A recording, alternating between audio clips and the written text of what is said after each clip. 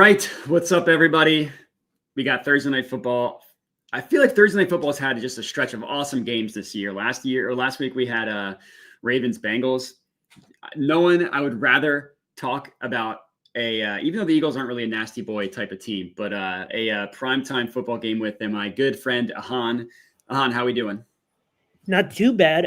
If you don't see me in a fancy shirt, you see me in a little bit of a beat up hoodie. It's because I am recovering from the flu. No. I am here because flu time just means more time in the lab instead of in the gym. So, and we have a Thursday night football game, which, like you said, is the opposite of a nasty boy game. But I kind of like this game so much because I have found multiple betting angles that I absolutely love. I need my lick back from Texans Jets. I don't even know what the hell that was. So let's win today. Yeah, there we go. I love it. Let's win today. Yeah, that game, I mean, come on. That game, when you play the nasty boy fire, sometimes it's going to come back and bite you. And that unfortunately happened in that one. No problem. I, on the other hand, liked Robert Woods in that game who would have hit his receiver prop, but no big deal. A lot of comments on the hat. Yeah, my groomsmen got me for this for sorry, I'm laughing at some of the comments at my bachelor party. Yeah, a lot of hateful men responded to that Bucker tweet, which makes me happy. But anyways, we can get into it. So, I don't have a play on the main line. We can just go through this quickly because I know that people probably don't care if we're not betting it. I would guess that the Eagles probably win. I would guess that the Commanders probably cover the spread. I would rather get the field goal, in my opinion. You can even get some 4.5s out there, like at Betfred. That's where I would lean. Yeah, I mean, this screams of trap completely just because, this screams of trap completely because when I saw this line a couple of days ago and I saw it come out, I was just like, what is going on here? Because in my opinion, these teams are very evenly matched. I actually think, like, in a playoff scenario, this was like an elimination game. I actually think the Commanders are a slightly better team, but the Eagles are at home. Home field really shouldn't be 4 to 5 points. Like, just the square mind in me thinks, how do we not just get the points with the Commanders?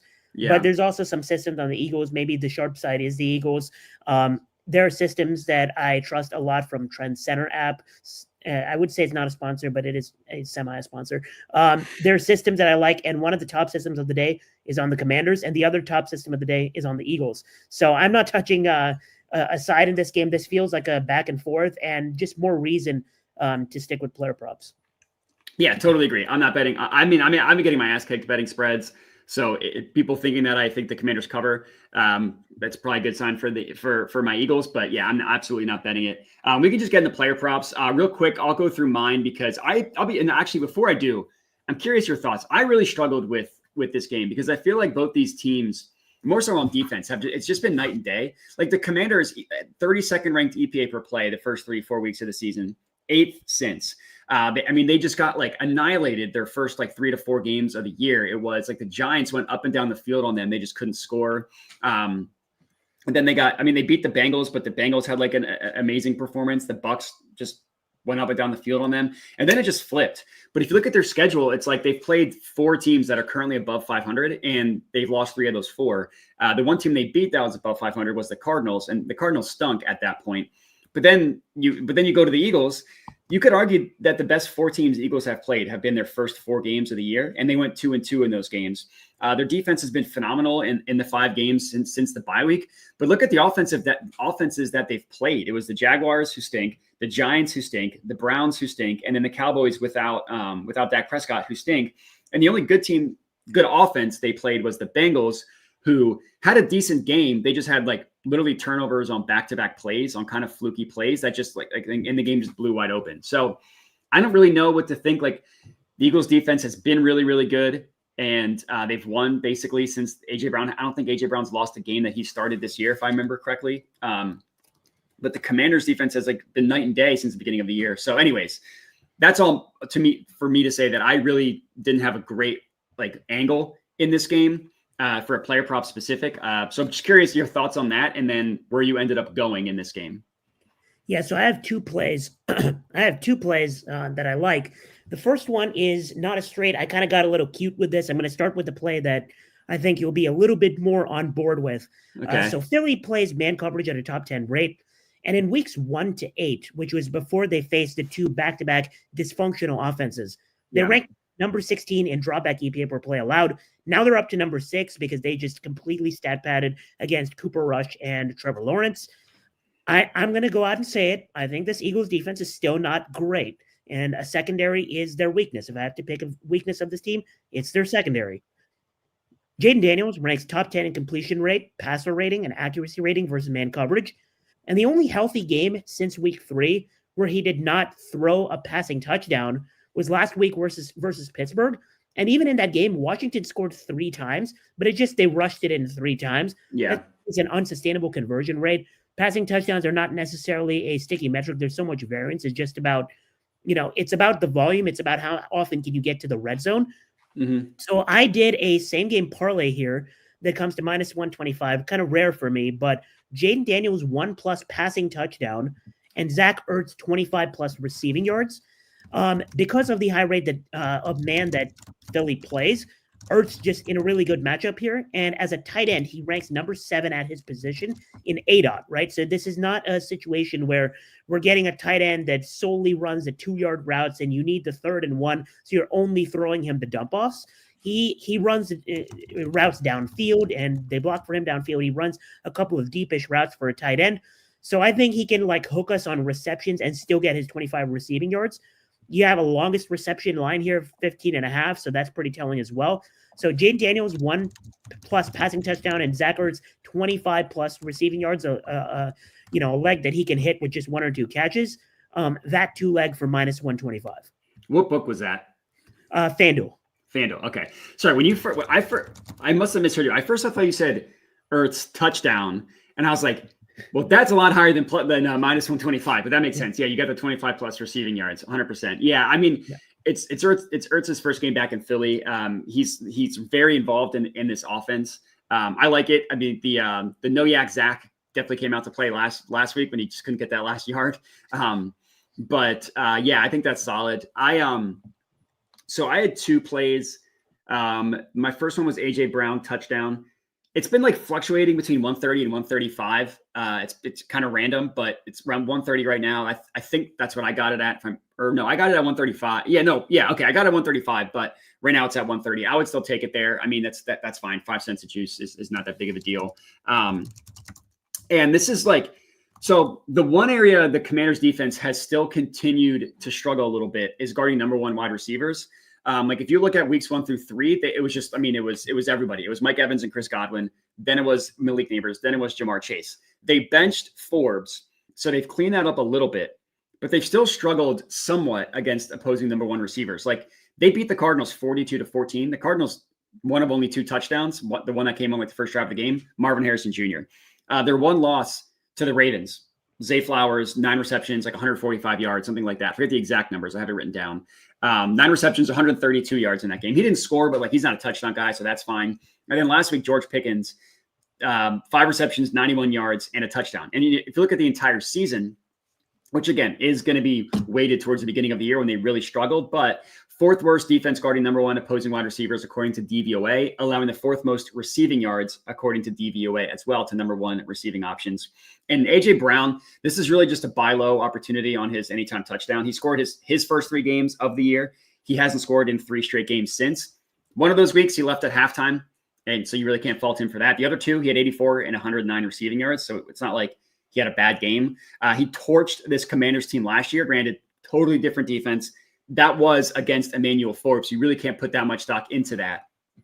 But yeah, the AJ Brown anytime touchdown I thought was solid at plus 130. His yards, there's just no value on that anymore. It's so high, especially for someone like me who likes to get plus money and who likes to take pumped up props / ladder plays. I mean, if you're betting AJ Brown yards 77.5, 80.5, for me, if I'm betting it, I'm taking 90 or 100 plus at looks like plus 132 or plus 195. That's at circa. But yeah, so I have AJ Brown anytime touchdown for my first play. What's your next one? I don't know if there's ever been a better transition in the history of your show. And I just want to put it out there on everything. We could both touch whatever we find holy around us. We don't discuss our plays before we get on stream. You don't ask me for my plays. You want to hear it fresh on stream. My play is AJ Brown under 82.5 receiving yards. Wow. So Okay. this is a play that I think not many people are going to have the guts to take. But I have a model that projects, receiving yards, receptions, all that stuff, all the stuff you need to make fantasy rankings. I have projections for each game. I do it every single week. And my model spit out an AJ Brown receiving yards today of 69.3. Wow. So that was the projection. Not very nice. Yeah, and there's so many routes to this under, and it just makes sense. Like you said, like AJ Brown in theory gets a good matchup, against the Washington secondary. But here's the thing: Benjamin St-Juste recently has not been bad at all. Yes, George Pickens caught a huge jump ball, and I actually do think there's some value in his touchdown as a buy low, because pretty much anytime you can get AJ Brown at like plus money in a spot that's not a completely obvious like down spot, I wouldn't argue with it. I think he can catch one of those forced red zone targets. But if you're talking about the way this game script is going to go, if you think the Eagles are going to win this game, it's probably because Saquon runs crazy, especially because of the way Washington plays defense. Their rush defense last 5 weeks have allowed the 5th most explosive rush yards in the entire NFL. They allow 6 yards per carry when facing man concepts, and Saquon Barkley leads the league in yards per carry out of that concept. And he is 6.5 yards per carry off a 61% success rate against that concept. So if you think the Eagles are going to dominate, it's probably because Saquon runs all over the place. And if the Eagles dominate, AJ Brown gets schemed out of this game because you could just run out the clock. If you think this is going to be a competitive game, I would argue it's because Benjamin St-Juste is doing a pretty good job on AJ Brown. And just looking at the fact that if you look at the 5 healthy games that AJ Brown has played, 119, 116, 109, 89, and 84.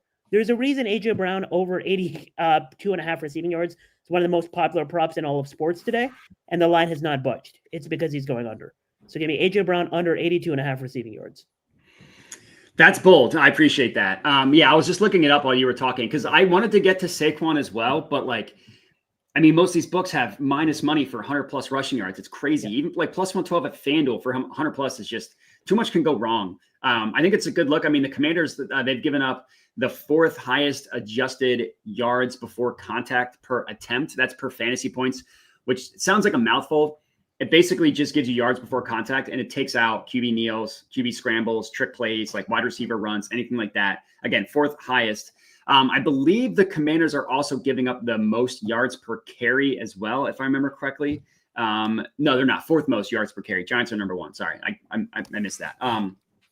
But yeah, their offense is so good that teams haven't really needed to run the ball a ton against them, but they've had success doing so. So yeah, I kind of feel like in Eagles in their 5-game winning streak has been on the backs of their running game. Like they're the most run heavy team in the NFL. So yeah, I kind of get the under AJ Brown as a correlation to Saquon Barkley.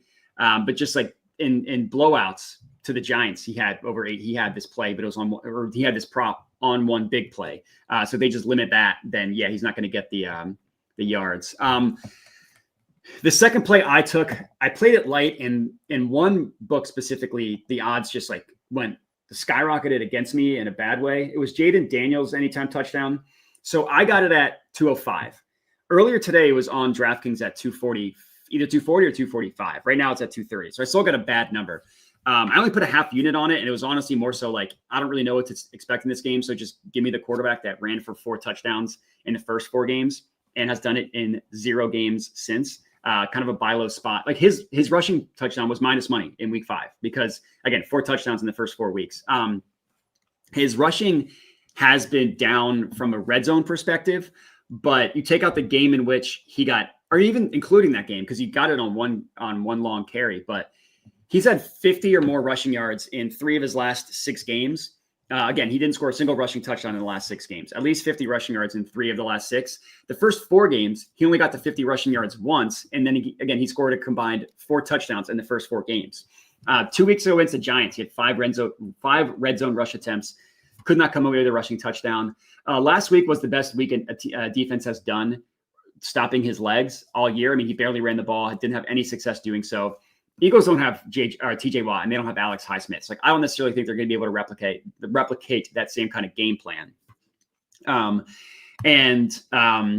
I just kind of and the Eagles haven't seen a running quarterback all year. Like the biggest one was Daniel Jones, and that offense is broken. Vic Fangio has had success stopping the running from obviously not with the Eagles when he was on the Broncos and they played Lamar Jackson, and then last year when he was on the Dolphins and they played the Eagles, and both those quarterbacks had success passing the ball. That's why I don't necessarily like his rushing yards, but I do think that in like a tight game, it's a buy low spot on a quarterback rushing prop. I put a half unit on it. It's honestly more so like me shrugging and saying, I don't really know what to expect in this game. So give me the quarterback rushing touchdown for plus 230. But that was my second and final play for this one. Yeah, I don't mind it at all. And one of the reasons I am very confident Jaden Daniels throws for a touchdown today is you see Brian Robinson for a touchdown at plus money everywhere when he scores basically every week. Like, I love seeing stuff like that and be like, yeah, everybody's going to click Brian Robinson touchdown, but it's a tough spot against Philly, and someone else is going to have to find a way to beat that Philly defense if they're going to score at all. So I think he throws one, but maybe he runs one in too. So I like that price. Yeah, I just want to put it out there. Like this is a matchup between like two wide receivers whose fans absolutely hate me, because over the last few years, I have, like, when I say a player is overrated, it's not because I'm saying they're not good. It's like I'm saying they shouldn't be in the same conversations as some other names that the media puts them in conversations with. And I feel like I have called Terry McLaurin and AJ Brown overrated over the last couple of years without saying it explicitly. And it's just because I don't think AJ Brown is in the tier one, the Justin Jeffersons of the world.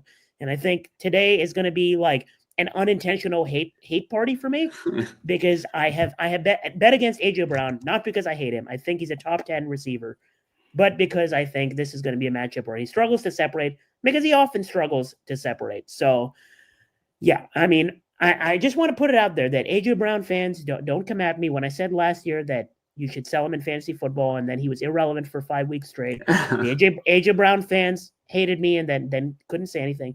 Don't come at me, okay? I have enough in my life going on.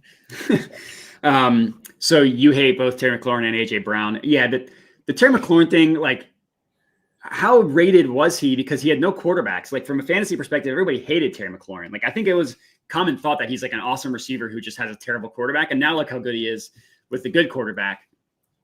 Yeah, I mean, my take has always just been the same, and it is unchanged after Jaden Daniels. And by the way, I'm an OG Jaden Daniels fan, but back to Arizona State.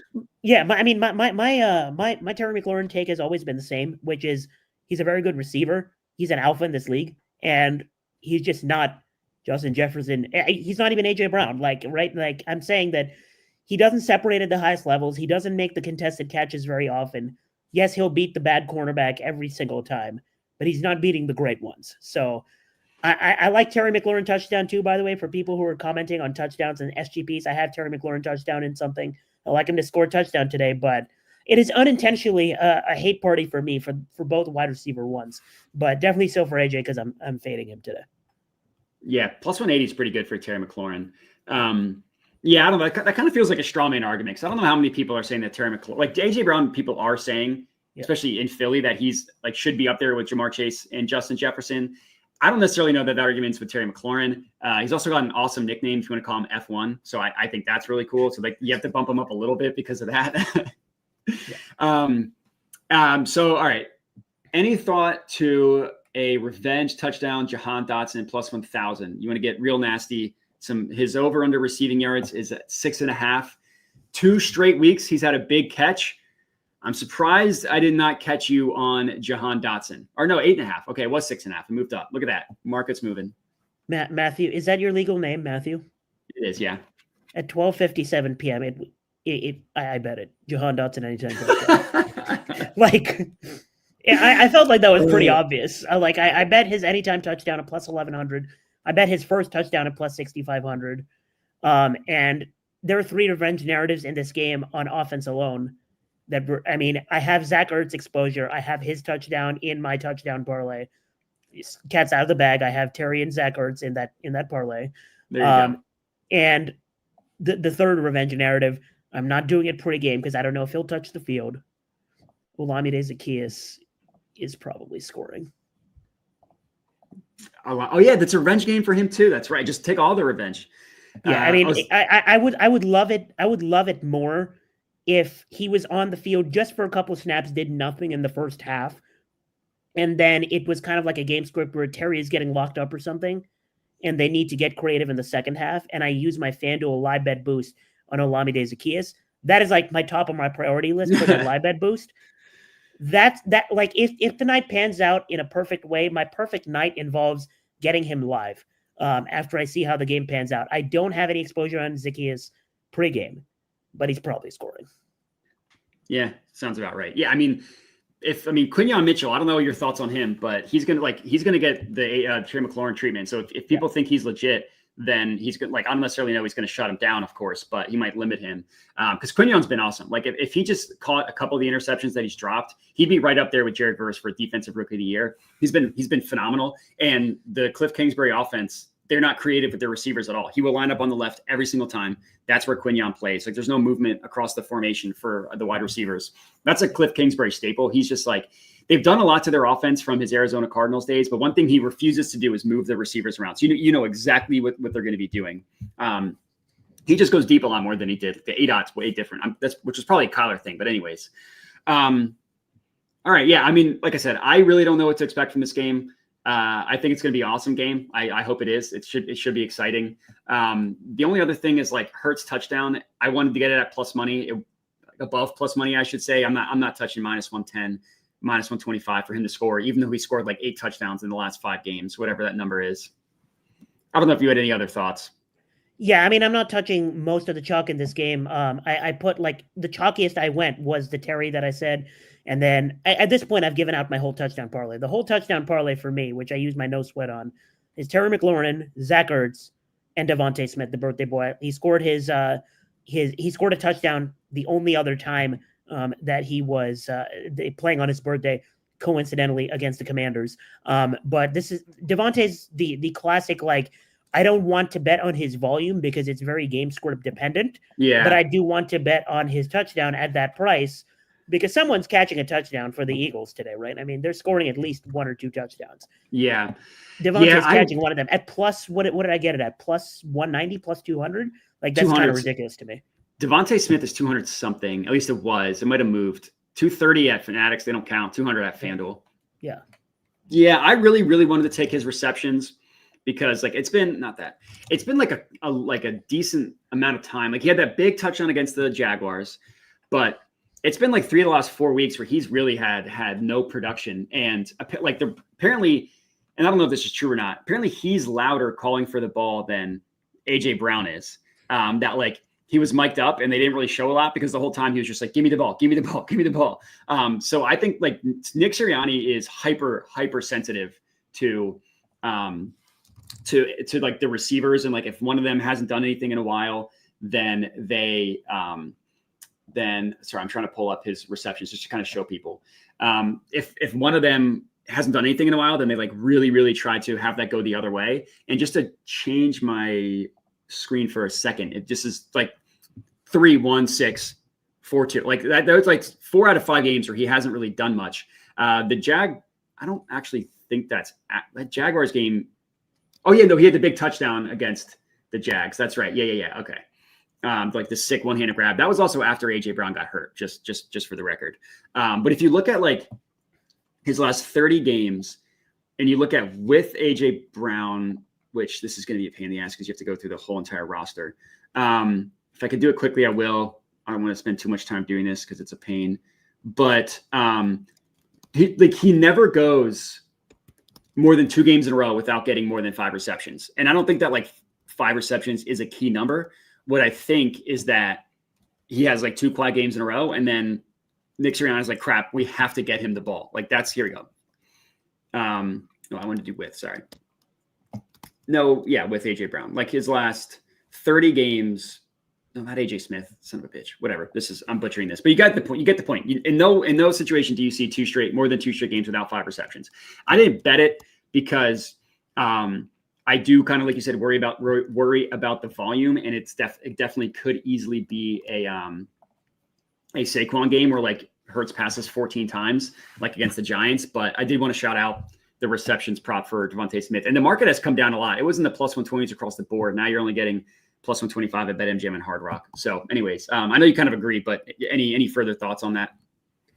Yeah, no, not really. And I mean, you mentioned Nick Sirianni and like the narratives. Like, I feel like there's always a narrative surrounding the Eagles with like Nick Sirianni because everybody, I feel like 80% of the world just hates him. And then the other 20% of the time, they're just trying to figure out like what he's saying to his players. And like, I think that's another good point for like the Jahan Dotson stuff because like, here's the thing. Like, I took like Klay Thompson over against the Warriors. And I wrote in my blurb, like, I'm not the guy that bets revenge narratives like every single time because one, I feel like the line takes into account the revenge narrative. And two, because like, just because like someone's facing their former team doesn't mean the other team is not also facing them and they could game plan against them, right? And also like in the Jahan Dotson case, the revenge narrative doesn't make him suddenly good at football. And and this 8.5 receiving yard line, it seems completely fair because he might just get one catch the whole game. But to me, the value is in the touchdown because you saw like Nick Sirianni talking to Saquon on the bench like a few weeks ago. I feel like everybody saw that video, which is like, you want to stay in for the career high or you want to let the other guys eat. And Saquon was like, no, let the other guys eat. Like this feels like a game like if the Eagles are up big, if you think the Eagles are going to be up big, then in the second half, Nick Sirianni will be like, we had to get Jahan Dotson a touchdown. So just that narrative feels like plus 1,100 is too much value on the anytime touchdown. And just because like it was a rolling vibes and stuff, like I took the first touchdown because it's just culture for me at this point to take the first touchdown for when I have like a long shot anytime touchdown read because those have been hot. But he's probably not scoring for us, plus 6,500. But I feel like he's getting I feel like he's getting at least one look in the end zone. And the one look might be a force that he doesn't catch because he's not good. I get it. But the price is too good there. And he's made 2 big catches 2 weeks in a row. So like, and the thing with Jalen Hurts is like, he only throws the ball to 3 people. Maybe Jahan Dotson having 2 big catches in a row will trust him to throw him the ball more than once a game. We'll see. I mean, like some Jahan Dotson touch a narrative. I love it. I like these markets sound good in theory. They're like crazy long shot odds for a reason. I'm never going to tell anybody to not bet it because it seems like touchdown in the field in each half. That's it. But you'd be shocked at how infrequently that actually hits. But cool. All right. Well, that's all I got for this game is you only have one NBA game. So like, if real quick, you just want to give your favorite bet in that one, just because I haven't bet on this game yet. I'm waiting for injury news. I saw that you were on Luka assists. It's almost too good to be true, but I'm going to look into it more and probably drop a play on, I might drop one play on Twitter for that. Okay. Yeah. Finally, I'm getting some positive CLV on NBA. Like I got Derek Lively 10 plus at plus 130. That got smoked. And then I got Luka assists I got over 8.5 at plus 105. That got smoked to, where's Luka? Minus 112. And then I got 10 plus at plus 190. That's not plus 145. If I'm playing anything right now, it's Luka 10 plus at plus 145. But yeah, I mean, finally I got some good CLV, but cool. All right. Well, real quick, Ahaan, I want to tell the people where they can find you. Yeah, I'm on Twitter at Ahaan Rungta. I say this all the time, but I tweet a lot, and I have plays in NBA, currently NBA and NFL, and then when the seasons come around, MLB and WNBA. But all my plays, all my bets, all my long shots and stuff go in the Parlay Signs Discord in my channel. So if you want to join and see all my action, that's where you find it. There you go. All his action. There you go. Yeah, everybody go follow him. We appreciate him for taking the time. Everybody, let's win all our bets tonight. Let's bet responsibly, and I'll catch you all on Sunday. That's my dog.